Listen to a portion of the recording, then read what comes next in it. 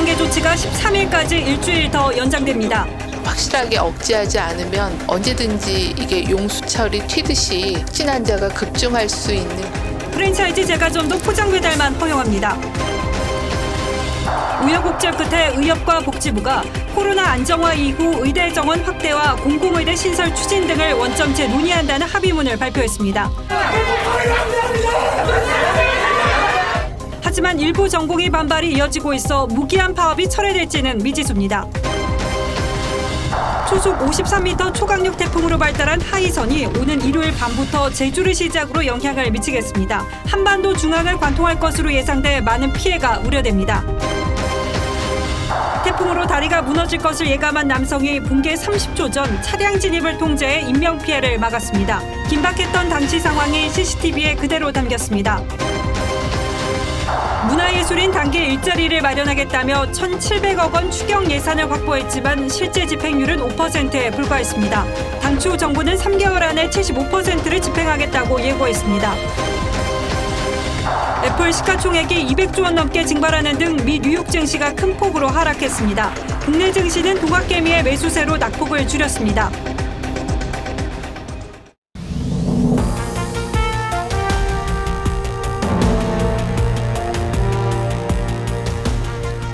안녕하십니까. 뉴스9의 신동욱입니다. 지난 주말 수도권에 내려진 강화된 사회적 거리두기 2단계, 이른바 2.5단계가 일주일 더 연장됩니다. 신규 확진자가 줄고는 있습니다만 방역망의 통제력을 회복하려면 좀 더 시간이 필요하다는 게 당국의 판단입니다. 특히 프랜차이즈형 빵집과 아이스크림 빙수점에서도 매장 안에서는 음식을 먹을 수 없도록 하는 내용이 추가됐습니다. 곧 추석 연휴가 다가오고 바이러스의 활동이 왕성해지는 겨울로 이어진다는 점도 큰 부담입니다. 임유진 기자가 오늘은 먼저 보도하겠습니다. 텅 빈 카페 좌석, 포장과 배달만 가능하다는 문구가 붙어 있습니다. 오는 7일부터는 프랜차이즈형 빵집과 아이스크림 빙수점에서도 매장 안 취식이 금지됩니다. 수도권에 대해서는 기존 강화된 2단계 조치를 일주간 연장하되 일부 조치를 더욱 강화하기로 하였습니다. 빵집 등으로 이용객들이 몰리면서 방역 허점으로 지적되자 조치를 강화한 건데 수도권의 5천여 곳 점포가 추가로 영업 제한을 받게 됩니다. 또 학원과 유사한 형태로 교육이 이루어지는 671개 직업훈련기관도 비대면 수업만 허용됩니다. 헬스장 등 실내체육시설은 한 주 더 문을 닫고 음식점들도 지금처럼 밤 9시 이후부터는 포장과 배달만 가능합니다.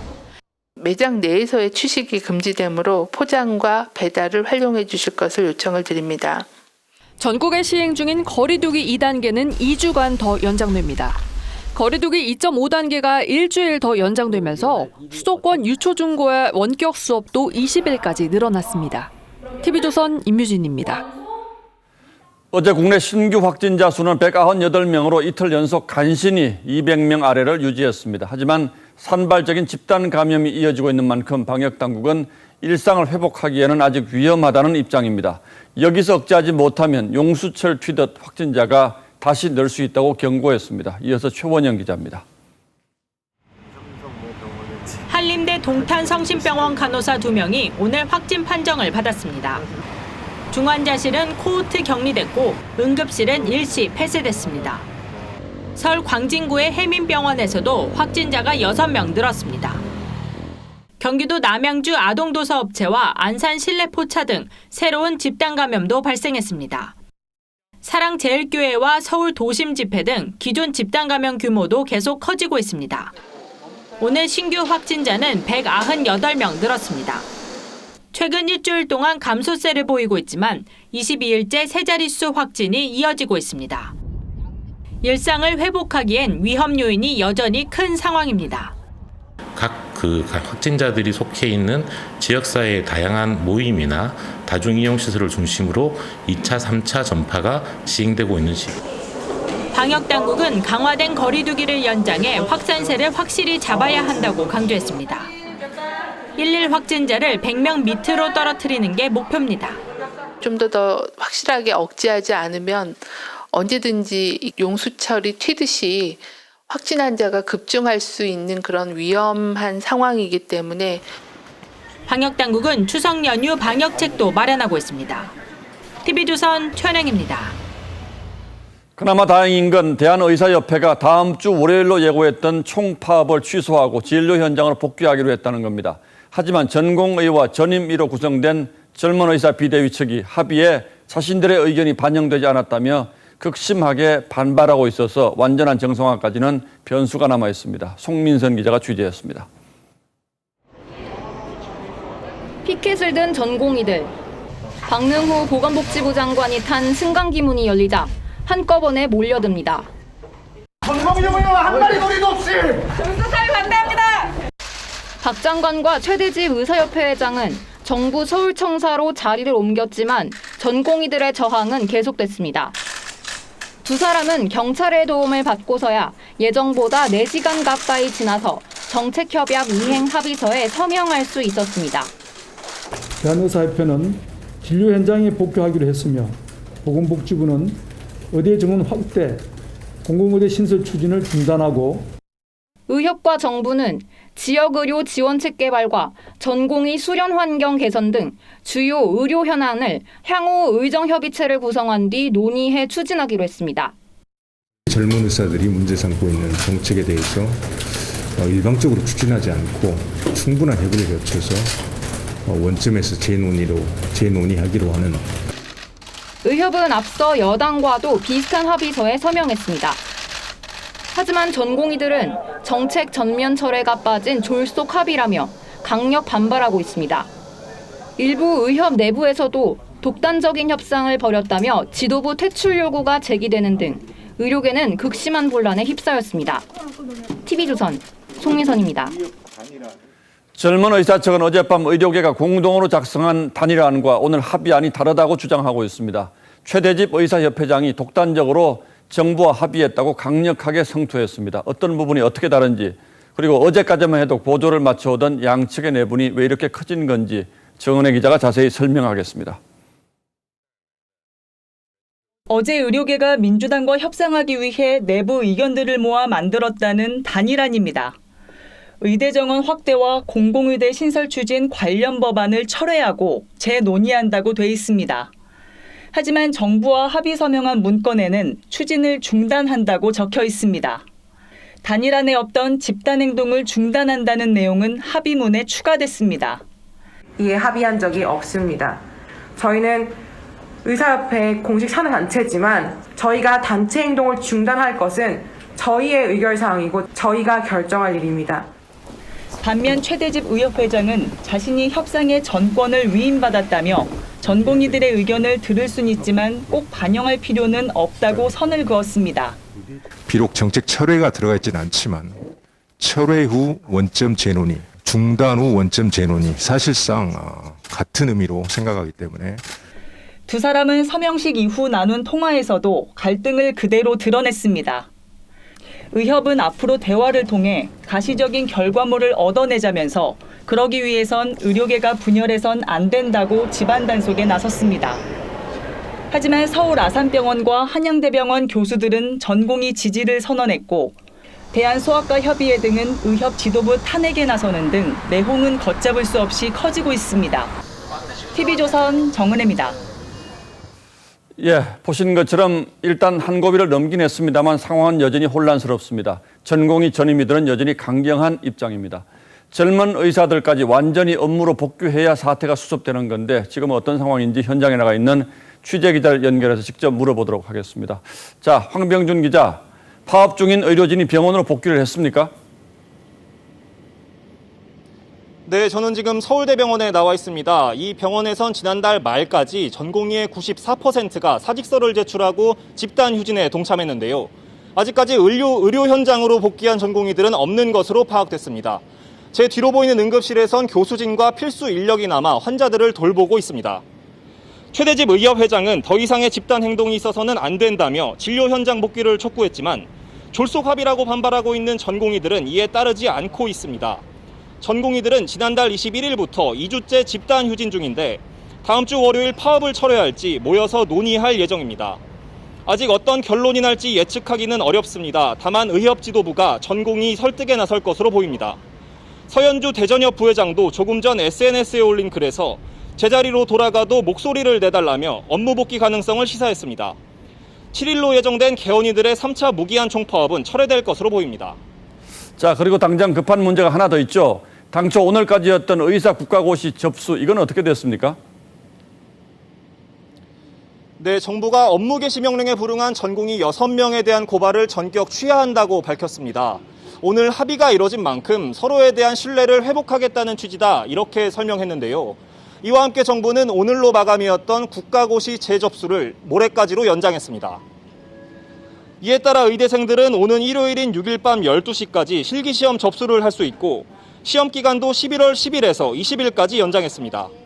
앞서 정부는 의대생 90%가 시험을 거부하겠다고 나서자 시험을 한 차례 연기한 바 있습니다. 이렇게 정부가 연이어 의료계에 유화적인 신호를 보내고 있는데요. 내분을 멈추고 진료 현장으로 복귀해달라는 뜻으로 해석됩니다.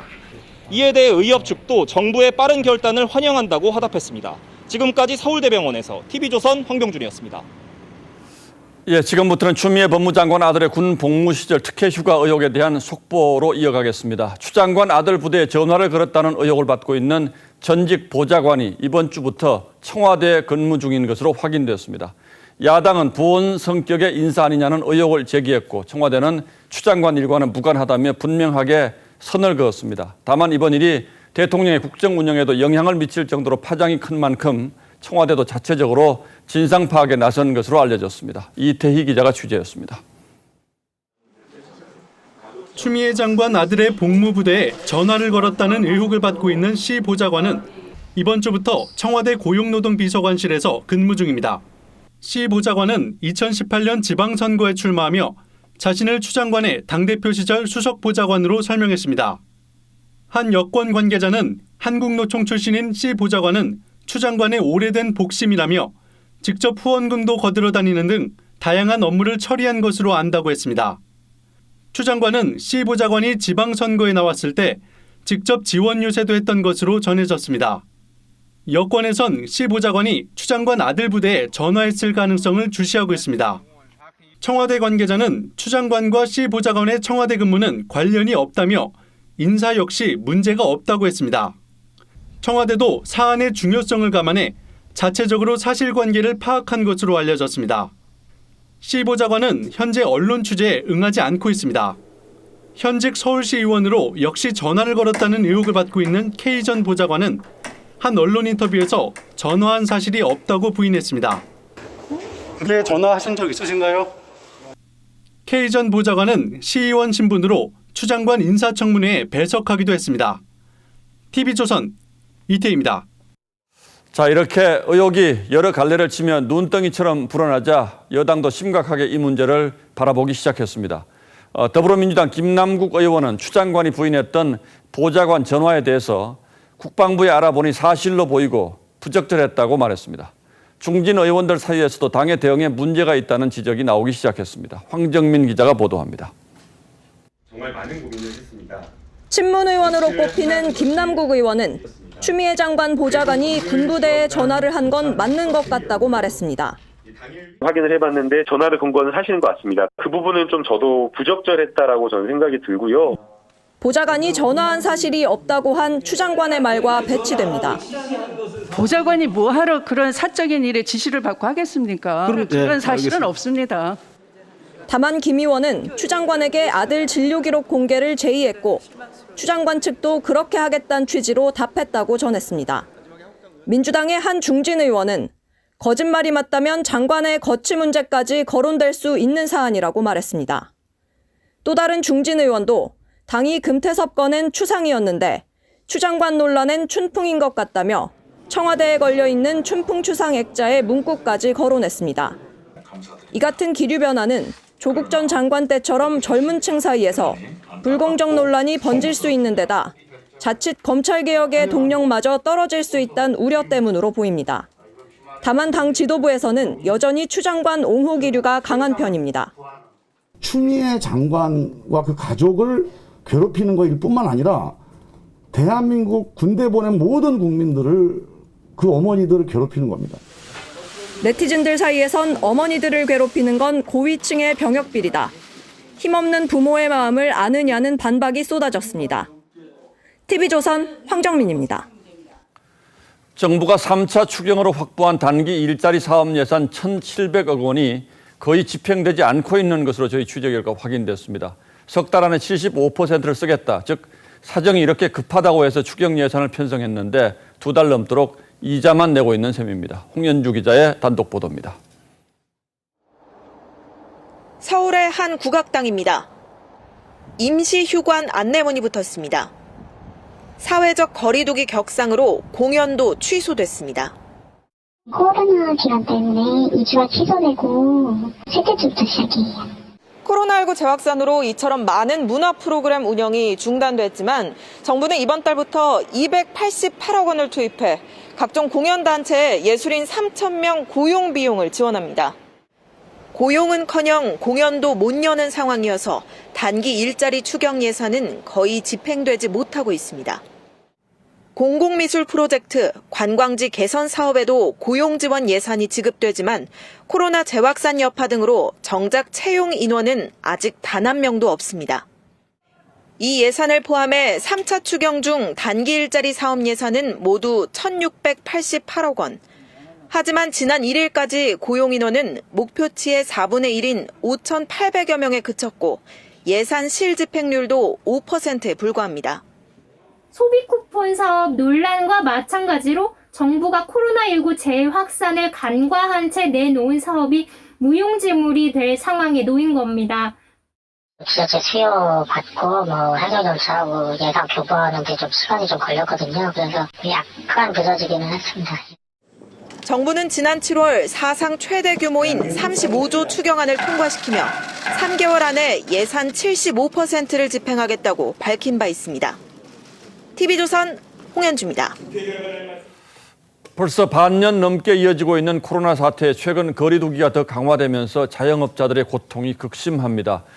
견디다 못한 PC방들은 음식 배달에까지 나섰고 집으로 만화를 가져다주는 만화 카페도 생겼습니다. 하지만 이렇게 해서 얼마나 더 버틸 수 있을지 그야말로 벼랑 끝에 서 있습니다. 노도일 기자가 취재했습니다. 서울 광진구의 한 PC방. 배달 알림음이 울리자 한 남성이 카운터로 이동해 주문을 받습니다. 그리고 냉동고에서 핫도그를 꺼내 전자레인지에 돌리고 기름에 튀깁니다. PC방 운영자 김병주 씨는 최근 배달 어플리케이션에 매장을 등록하고 음식 배달을 시작했습니다. 대출도 많이 받았고 근데 지금 또 추가로 대출을 더 받고 있는 상황이고 여기 나간다고 해서 제가 답이 있는 것도 아니고 어떻게든 최대한 버티려고. 경기도 남양주의 한 만화 카페. 코로나 여파로 손님이 절반 이하로 줄자 만화 배달 서비스를 시작했습니다.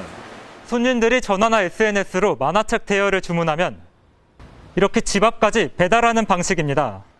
나오지 못했는데 볼 수 있어서 그런데 감사 메시지 같은 게 저희한테 좀 힘이 됐었고 매출에서도 조금 이제 영향을 줬기 때문에 좀 이제 잘한 서비스라고 생각을. 찜질방에 입점한 음식점 주인도 배달 쟁반을 들었습니다. 워낙 코로나 이러니까 있잖아요. 상처도 안 되어가 저희들도 힘이 상태라.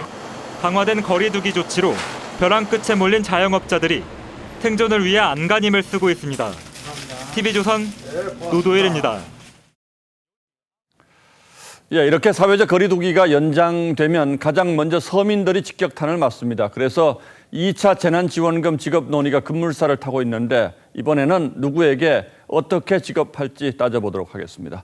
자, 윤슬기 기자. 네. 이번에는 1차 때와 달리 선별 지급한다는 얘기가 많이 나오더군요. 네.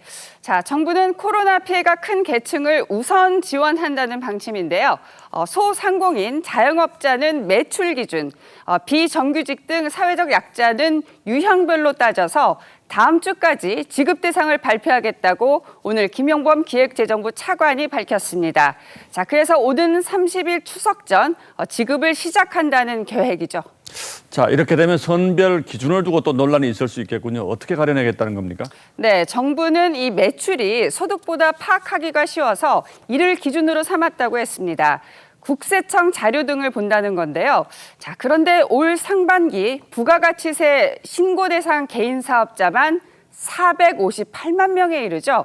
또 매출 기준이라는 것도 가장 낮은 액수를 말하는 건지 아니면 과거와 비교해서 이 매출액의 감소폭을 말하는 건지 여기에 따라서 이 지원금을 받는 대상자가 완전히 달라질 수 있습니다. 예, 쉽지가 않을 겁니다. 그리고 사회적 약자에 대해서 여러 가지 선별 기준이 있어서 가려내기가 쉽지 않을 텐데요.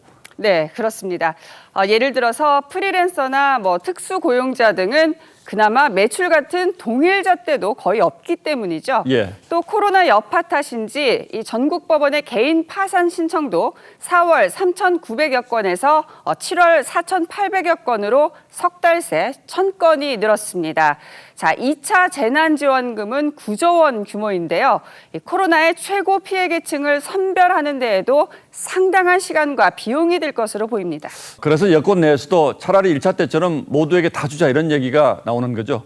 네, 실제 김두관 민주당 의원이 이 재난지원금은 속도가 중요한데 선별 지급은 시간이 걸려서 주고도 욕먹을 수 있으니 전 국민에 지급하자고 했고 이재명 경기지사도 선별 지원은 갈등을 유발할 수 있어 국민 한 명당 10만 원씩 주자고도 제안을 했습니다. 어쨌든 선별 지급 쪽으로 방향을 잡은 것 같은데 그나저나 이 재난지원금 자체 효과는 있었습니까? 네, 그런데 1차 재난지원금에 대해서 전문가와 정부의 평가가 대체로 비슷한 편이었는데요. 잇따라서 들어보실까요? 반짝 효과가 조금은 있었지만은 소비 진작에 기여를 못했다는 것이 가계동향조사에서 소비로 이어진다는 가는 실질적인 정책 효과는 저희가 내부적으로 추상컨대는 한 3분의 1 정도 수준으로. 예, 논란은 크고 효과는 기대 이하고 또 말이 나왔으니까 안 줄 수도 없고 정부도 고민이 크겠군요. 네. 예, 윤슬기 기자 잘 들었습니다.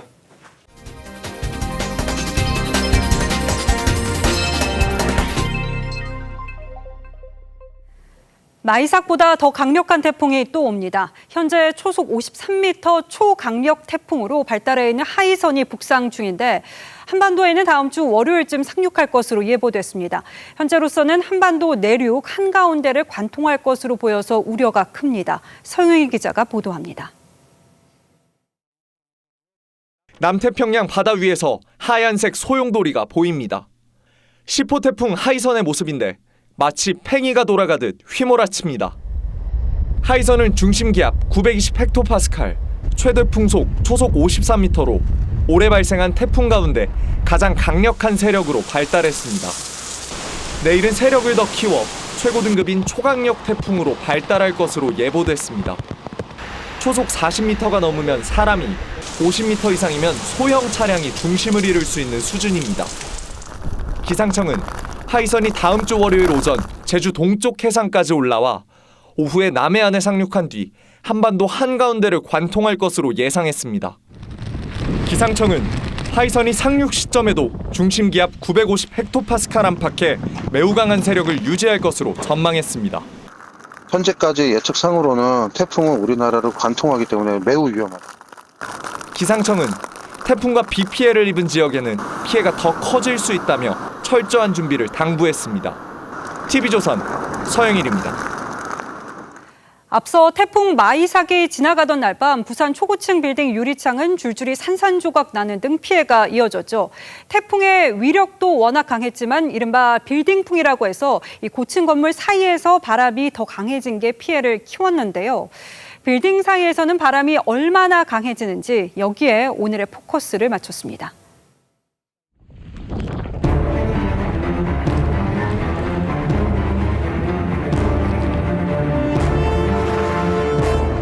빌딩 숲 사이로 부는 거센 바람. 나뭇가지들은 꺾일 듯이 흔들리고 우산이 제대로 펴지지도 않습니다. 9호 태풍 마이삭이 다가오던 지난 2일 밤 부산 해운대 고층 건물 앞은 강풍에 몸을 가누기 힘들 정도였죠. 태풍이 지나간 뒤 어떻게 됐을까? 해운대의 한 고층 아파트입니다. 강풍의 유리창이 줄지어 깨지면서 현재 복구 작업이 한창입니다. 나무들도 뿌리채 뽑히거나 부러졌고 표지판, 에어컨 실외기도 떨어져 나갔죠. 창문이 아예 뻥 뚫려버린 가정집. 잠에서 깨서 일어나서 보니까 이미 창문이 반쯤 막 열렸다 닫혔다 하면서 이제 날아가기 직전이라도 주민들은 밤새 공포에 떨었습니다. 갑자기 와랑청해가지고 고라니도 다 찢어지고 날아가고.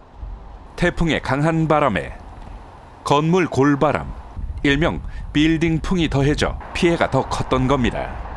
해운대는 특별히 또 고층 빌딩이 많다 보니까 요새 왜 빌딩풍이라는 게 있잖아요. 어제는 특히 좀 더 약간 멀미가 날 정도로 좀 흔들렸고. 실제 바다에서 불어오는 바람과 이 바람이 초고층 건물 사이를 통과할 때 강도를 연구진이 직접 측정해 봤습니다. 해운대 앞바다 바람 세기는 초속 24m. 바다 앞 초고층 건물 사이 풍속은 초속 47.6m였죠. 건물벽에 잇따라 부딪힌 바람이 회오리치며 바다보다 2배 가까운 거센 바람이 만들어진 겁니다. 2배까지 증가하는 엄청난 힘을 가지게 됩니다. 그런 힘을 통해서 주변에 있는 어떤 구조물들을 붕괴시키기도 하고 그리고 많은 인명 피해를 유발할 수 있습니다. 초강력 태풍 하이선이 다시 한반도로 다가오고 있어 초고층 건물 주민들은 불안할 수밖에 없죠. 그 유리 깨지는 건 처음이라서 이번에는 좀 센 바람이 오면 다른 뭐 친척집이나 이런데 내 안쪽에 있는 쪽으로 좀 가야 되지 않겠나. 해안가 초고층 건물이 빌딩풍에 견디는 기준은 아직 마련되지 않아 연구가 진행 중인 상황. 좋은 경관을 위해 지은 초고층 아파트가 자연재해 앞에 경고음을 내고 있습니다. 뉴스9 포커스였습니다. 강원도 평창에서는 이런 일도 있었습니다. 몰아친 태풍에 다리가 무너질 것을 예감한 남성이 다리 붕괴 30초 전에 차량 진입을 통제하면서 인명피해를 막은 건데요. 가까스로 목숨을 구한 운전자는 제2의 인생을 얻었다면서 감사의 마음을 전했습니다. 구자영 기자입니다. 거센 흙탕물이 다리 지지대를 들이치며 파도를 일으킵니다. 우산을 쓴 50대 남성이 다리 입구로 달려오더니 차량 진입을 막으며 다급하게 손짓합니다. 맞은편에서 오던 자동차가 멈춰서더니 후진합니다. 30초 뒤 다리 중간 지점이 무너집니다. 태풍이 몰아치던 어제 아침 7시 반쯤 평창에서 벌어진 장면입니다. 주민 박광진 씨는 당시 다리 붕괴를 직감하고 차량 통행을 막기 위해 달려나갔습니다. 상판이 이래 약간 가라앉은 느낌. 딱 보니까 모두가 좀 이상해서 맞바로 내려가서 뭐 신호해가지고. 마침 출근 시간대라 자칫 대형 사고로 이어질 뻔했습니다. 박 씨가 차량 진입을 막고 나서자 근처에 있던 주민 수십여 명이 달려와 힘을 보탰습니다. 너나 할 거 없이 다 오셨어요. 저희가 뭐 어떻게 뭐 계획을 짜고 한 것도 아니고 다 자기 일처럼 이웃들 덕분에 30초 사이로 목숨을 건진 운전자는 제2의 인생을 열심히 살겠다며 감사의 마음을 전했습니다. 빠져나와서 내려더니 야 다리가 후들거리던데 뭐. 덕분에 아주 저 제2의 인생 산다고 생각을 하고서는 이제 뭐 열심히 살아야죠. TV조선 구자영입니다. 태풍 마이삭의 바람을 그대로 맞은 저희 기자들이 계속해서 피해 현장 상황도 챙겨봤습니다. 강원 동해안은 쓰레기장으로 변했고 시설물 피해도 일일이 나열하기 어려운 수준인데 하이선 북상 소식에 피해 복구는 엄두도 못 내고 있습니다. 먼저 이승훈 기자입니다. 방파제를 넘은 파도가 항구를 집어삼키고 민박집 안쪽까지 바닷물이 들이찹니다. 태풍이 몰아친 다음 날 바닷가는 온통 쓰레기로 뒤덮였습니다. 백사장은 파도에 떠밀려온 나뭇가지 더미가 차지했고 해변 여기저기에 망가진 냉장고와 생활쓰레기, 폐 그물이 쌓여 있습니다. 와가지고 깜짝 놀랐어요. 어제 와서 바람도 너무 강했는데 쓰레기가 생각보다 너무 많은 거예요. 마을 도로는 마치 지진이 난 것처럼 주저앉았습니다. 폭우에 집이 잠긴 주민들은 살림살이를 씻느라 분주합니다. 햇볕에 바짝 말려야지 가구라든가 가전제품을 쓸 수 있는 걸로 알고 있는데 다시 넣어야 되는 그런 상황입니다. 원료의 그 태풍 때문에. 대형 크레인이 부러지고 수상 태양광 시설도 유실되는 등 강원 동해안의 태풍 시설물 피해는 450건이 넘습니다. 태풍 마이삭보다 더 강한 10호 태풍 하이선 북상 소식에 피해 복구는 엄두도 못 냅니다. 이쪽 복구도 안 되는데 태풍이 또 온다니까 이거 뭐 사람 인력으로 하는 게 아니잖아요. 태풍 오는 건 막을 수 있는 방법이 없잖아요. 강원 동해안 지역은 이번에도 10호 태풍 하이선의 위험 반원 오른쪽에 위치해 있어 추가 피해 우려가 높아지고 있습니다. TV조선 이승훈입니다. 태풍이 내륙을 관통한다는 예보에 그저 빗나가기만을 바랐던 농민들은 망연자실입니다. 알이 굵게 맺힌 과일은 바닥을 나뒹구는 신세가 됐는데 잇따른 태풍에 나무 뿌리마저 약해져서 내년 농사까지 걱정입니다. 오선열 기자입니다. 빨갛게 익은 사과가 과수원 바닥에 나뒹굽니다. 일부 사과나무는 강풍을 견디지 못하고 뿌리채 뽑혔습니다. 1년 농사를 망친 농민은 속이 탑니다. 한 90% 이상 피해를 봤고요. 폭이 거의 상태가 되는 것 같고요. 뭐 어떻게 지금 이제 복구할 어떤 기력이 안 남아 있는 거죠. 수확을 일주일 앞둔 배도 태풍에 다 떨어져 나갔습니다. 떨어진 거 신으니 붙어있는 거 신는 게 빠를 거다. 이 배나무에 달렸던 배 200여 개 대부분이 강풍에 떨어지고 6개만 남았습니다. 일주일 사이에 연거푸 태풍이 닥치면서 출하마저 포기할 지경입니다. 시방이 한쪽에 틀어져 버리고 배가 A급이 안 나와요. 절대. 농촌은 아주 죽으라죽 하는구만 지금. 10호 태풍 하이선 북상 소식에 이번엔 나무 뿌리가 뽑히면 어쩌나 하는 걱정이 더 앞섭니다. 다시 올라오면 이제 절단 나는 거지 이제. 물러전 데다가 이제는 나무 바람 부는 대로 넘어가기 때문에. 10호 태풍이 지난 뒤에도 가을 태풍이 한두 개 더 남아있어 농민들의 한숨이 더욱 깊어지고 있습니다. TV조선 오승열입니다.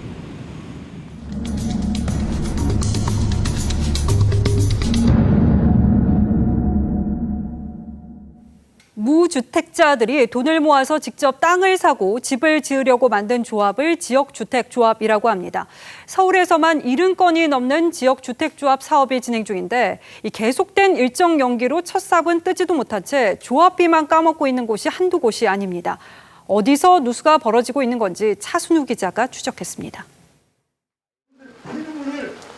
폭우 속에 시위를 벌이는 수십 명의 사람들. 이를 촬영하던 남성과 실랑이도 벌어지는데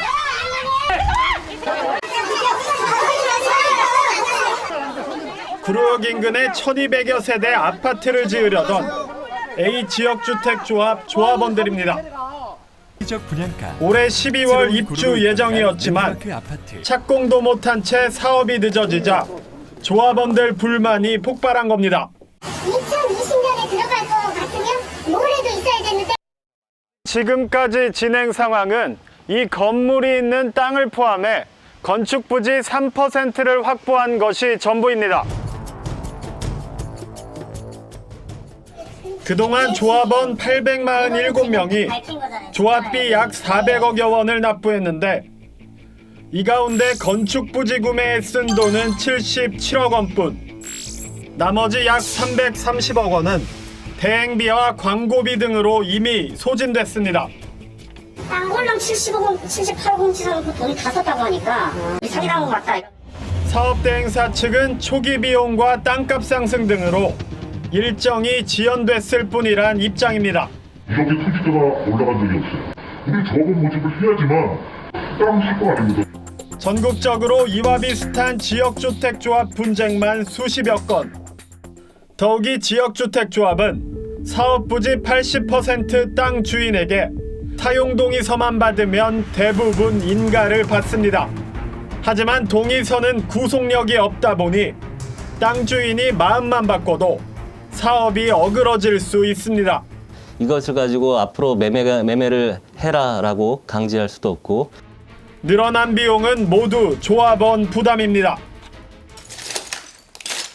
이곳 사업부지의 공시지가는 사업 초기인 5년 전에 비해 6배 가까이 상승했습니다. 1977년 지역주택조합 사업 시행 이후 서울에서 인가받은 조합만 모두 97곳, 이 중 분양까지 이루어진 경우는 12건뿐입니다. 사업성 폐해 책임은 사실상 조합원들 몫입니다.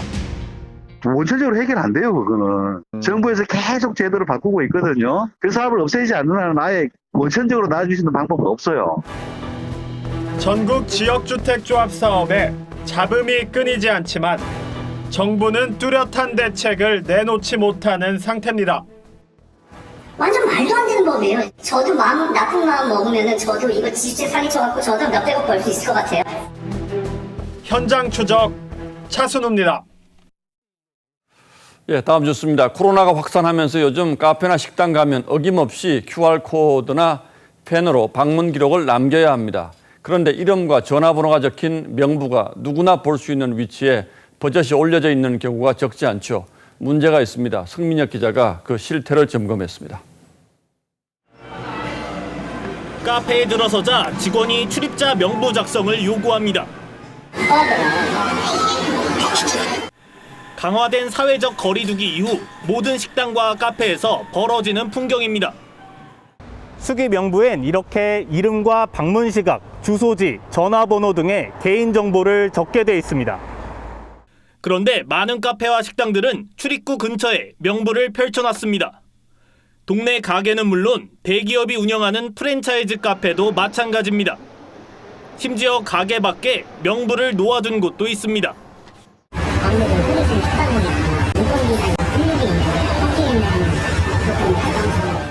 한 장에 이름과 전화번호를 잇따라 적어놓아 나쁜 마음을 먹으면 누구든 남의 정보를 볼 수 있습니다.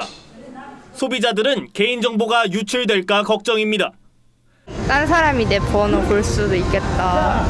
딴 데 쓰면 어떡하지 이런 생각. 개인 정보의 유출 가능성이 크다고 생각이 들고 이제 전자명부를 했을 때는 그런 위험이 적지 않을까. 출입자 명부는 다른 사람에게 노출되지 않도록 4주 동안 보관한 뒤 폐기하도록 돼 있습니다. 하지만 보관 기간이나 폐기 방식 등을 정확하게 모르는 상인들도 많습니다.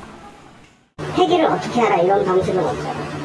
그냥 폐기하라니까 어떻게 버리겠어요 이거. 개인정보 유출을 막기 위해 출입자 명부 작성과 보관 등을 체계적으로 관리해야 한다는 지적이 나옵니다. TV조선 성민혁입니다.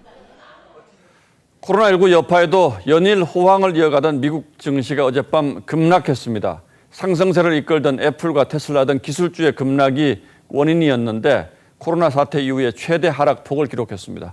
그동안 너무 많이 올라서 수익을 실현하느라 그랬는지 아니면 상승장이 이제 끝났다는 신호인지 미국 내에서도 전망이 엇갈리고 있습니다. 이태형 기자가 보도합니다.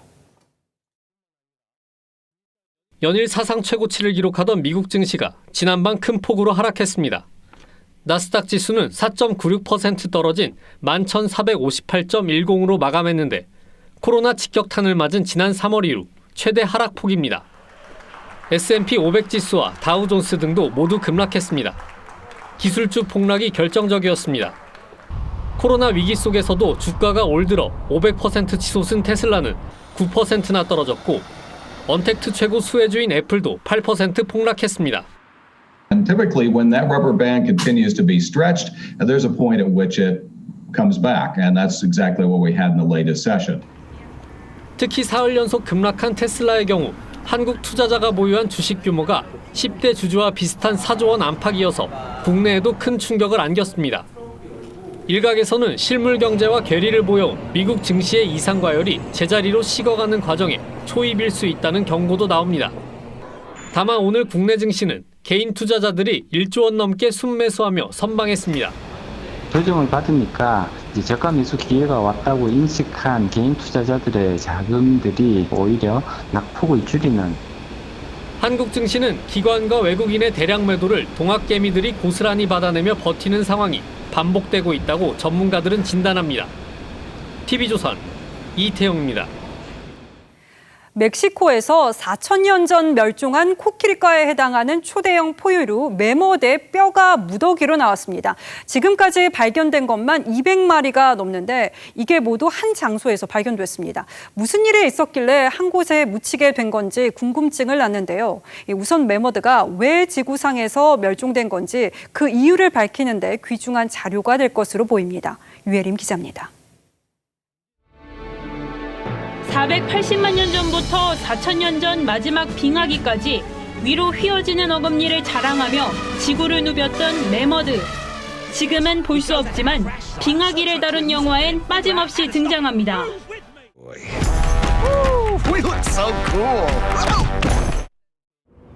멕시코의 공군기지 건설 현장에서 200마리가 넘는 매머드 뼈가 발견됐습니다. 지난 5월 처음 60마리가 발견됐는데 이후 140여 마리가 더 나왔습니다. 세계에서 가장 큰 매머드 무덤으로 추정됩니다. 흙을 퍼낼 때마다 매머드 뼈가 나올까 조심스럽습니다. Están pendientes de ser intervenidas una gran cantidad de unidades de excavación que se están realizando de forma paralela a la realización de los trabajos. 매머드 뼈로 만든 도구도 함께 발견됐습니다. 연구진은 인간이 이 도구를 어떻게 사용했는지 연구할 계획입니다. 사냥에 쓴 걸로 드러나면 인간이 매머드 멸종에 영향을 줬다는 단서가 될 수 있습니다. En Tultepec se encontraron herramientas hechas de los mismos huesos de mamut.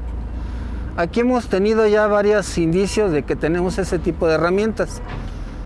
지난해 11월엔 공사 현장에서 10km 떨어진 곳에서 인간이 매머드 사냥을 위해 파놓은 구덩이가 발견됐습니다. TV조선 유혜림입니다. 유행을 이끌어 나가는 K-팝 아이돌이 한복을 입고 무대에 오르고 있습니다. 해외에 우리 옷을 알리는 기회가 되는 것은 물론이고 실제로 한복 구매량 증가도 이끌고 있는데 K-팝과 만난 한복 최윤정 기자가 전하겠습니다. 한복 두루마기를 입고 춤을 추는 가수 지코와 강다니엘.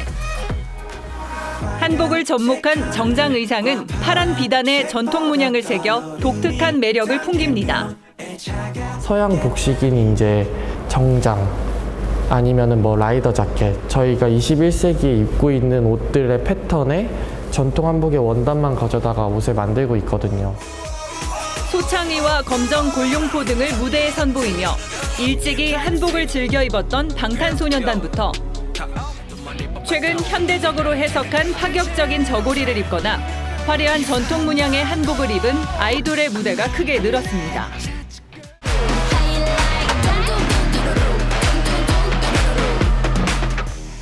크롭탑 같은 배꼽티의 한복 저고리와 짧은 치마 등으로 세계적 이슈가 된 블랙핑크. 한복은 이미 K-팝의 새로운 스타일로 자리 잡았습니다. 한복이라는 모티브를 가지고 새롭게 각자의 개성과 음악에 맞게 발전한 패션이라고 봅니다. 전 세계 사람들이 더 입고 싶은 옷이 되는 게 가장 큰 의미가 있다고 생각합니다.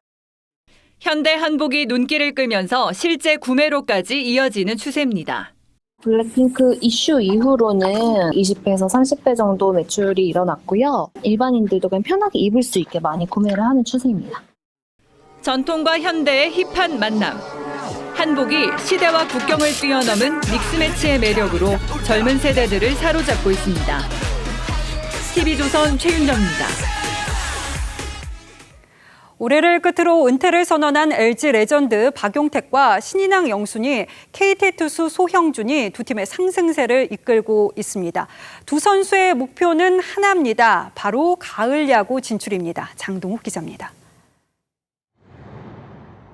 LG가 2점 뒤진 8회 2사 1-3루 상황. 박용택의 방망이가 힘차게 돌아갑니다. 타구는 쭉쭉 뻗어 오른쪽 펜스를 넘어갔습니다. 역전 3런 홈런. 짜릿한 홈런에 42살의 국내 최고령 박용택도 펄쩍 뛰며 기쁨을 만끽했습니다. 박용택은 2002년 LG에 입단해 팀을 대표하는 프랜차이즈 스타로 활약했습니다. 하지만 현역 19년 동안 우승과는 인연이 없었습니다.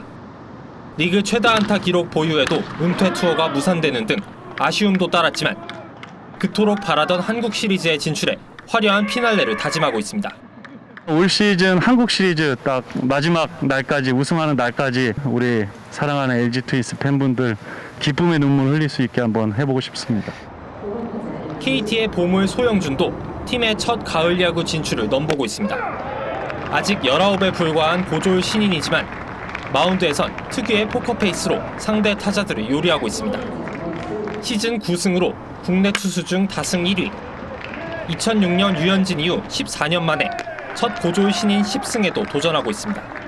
평균 자책점도 투수 중에 1등이고 승도 1등이니까 좀 받고 싶습니다. 나이를 뛰어넘는 두 신구 스타의 활약에 LG와 KT의 가을 야구도 점점 무르익고 있습니다. TV조선 장통입니다.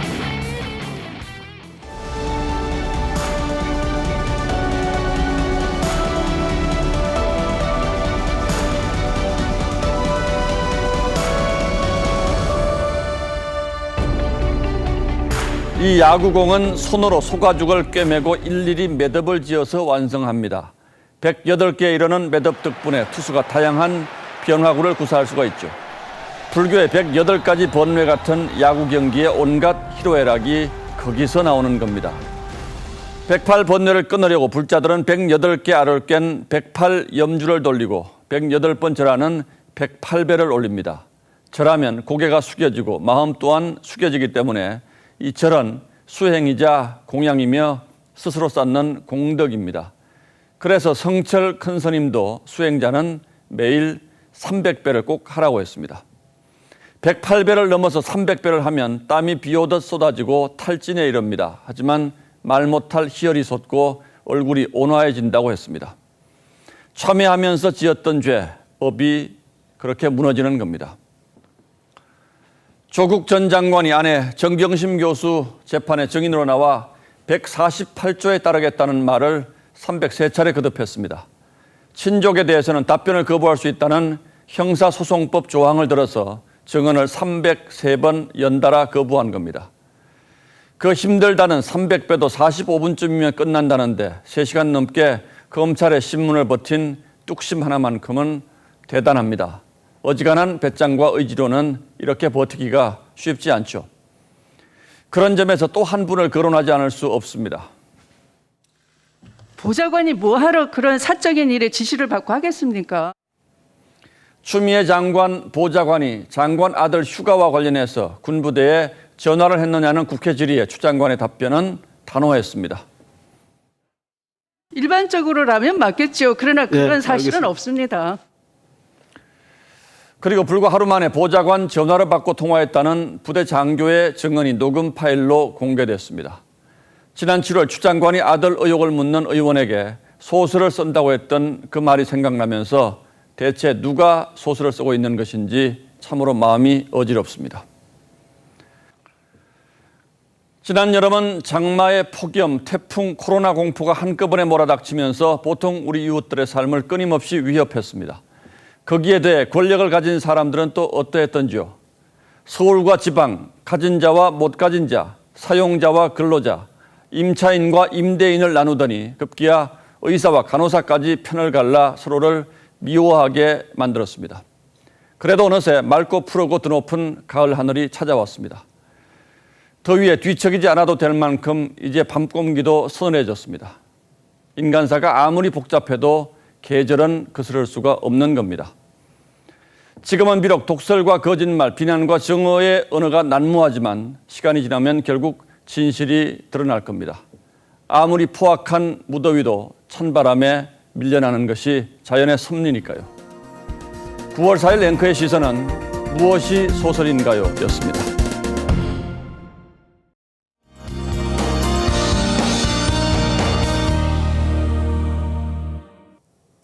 주말 동안 미리 태풍 대비에 들어가셔야겠습니다. 10호 태풍 하이선은 오키나와 남동쪽 해상에서 북상 중인데요. 태풍의 눈이 또렷하게 보일 정도로 매우 강한 급으로 발달한 상태입니다. 태풍은 일본을 지나서 차츰 한반도를 향해 다가오겠습니다. 일요일 오후에는 서귀포 남동쪽 해상까지 올라오겠고요. 이후에는 북한 쪽으로 향하면서 한반도를 그대로 관통하겠습니다. 다음 주 월요일부터 직접적인 영향권에 들면서 매우 강한 비바람이 몰아치겠습니다. 비는 좀 더 일찍 경상도는 내일 오후부터, 제주도는 내일 밤부터 비가 시작되겠고요. 일요일에는 전국으로 비가 확대되겠습니다. 일단 주말까지의 강수량이 나왔는데요. 동해안과 경남 지역이 20에서 60mm, 그 밖의 지역은 5에서 40mm가 되겠습니다. 월요일부터는 강수량이 훨씬 많아지겠습니다. 날씨였습니다. 9월 4일 금요일 뉴스9은 여기서 모두 마치겠습니다. 시청해주신 여러분 고맙습니다.